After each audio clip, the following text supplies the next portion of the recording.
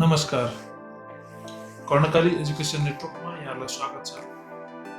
आज हामी माइक्रोसफ्ट एक्सेलमा कसरी अटोमेटिक हेडिङ राख्न सकिन्छ भन्ने कुरा सिक्न गइरहेका छौँ।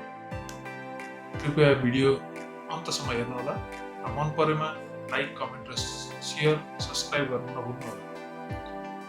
अब हामी विन्डोजको माइक्रोसफ्ट एक्सेललाई खोलौँ। खोलिसकेपछि हामीले यसलाई पेज सेटअप गर्न सक्छौँ। पेज लेआउटमा जाउँ, साइजमा जाउँ, A4 साइज राखौँ। हाम्रो पेज छुटिसकेको छ। त्यसपछि हामीले यसलाई एउटा जे हेडिङ राख्ने हो त्यसको नाम दिउँ।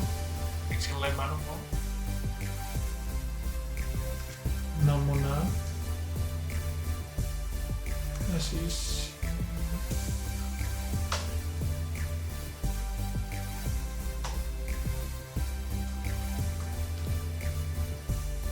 मैले एड्रेस र हामीले जति पनि राख्छौँ हेडिङमा त्यसलाई मैले राखेको छु। मैले नाम र एड्रेस राखेको छु।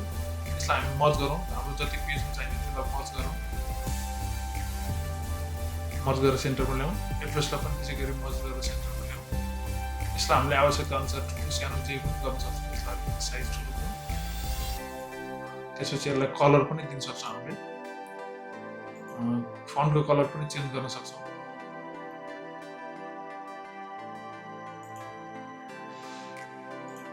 यति भइसकेपछि अब हामीले यसलाई हरेक पेजमा, अहिले सेकेन्ड पेजमा हेडिङ आउँदैन। अब यसलाई हरेक पेजमा हेडिङ निकाल्नको लागि हामी यसबाट पेज लेआउट भन्ने अप्सनमा जाउँ।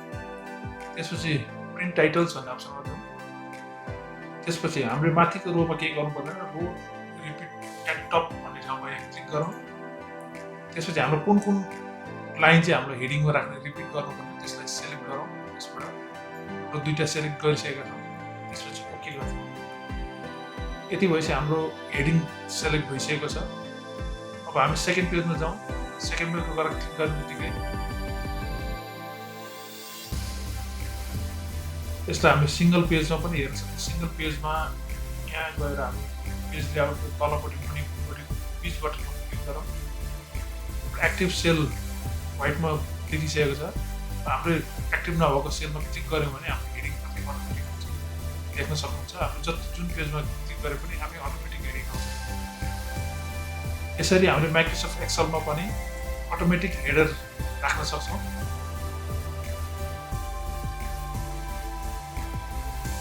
यस सम्बन्धी कुनै पनि जिज्ञासा, कुनै पनि समस्या भए कमेन्टमा कमेन्ट गर्न सक्नुहुन्छ। कमेन्ट सेक्सनमा गएर कमेन्ट गर्न सक्नुहुन्छ। जतिसक्दो जरुर कमेन्टलाई रिप्लाई गर्न कोसिस गर्नुहुन्छ।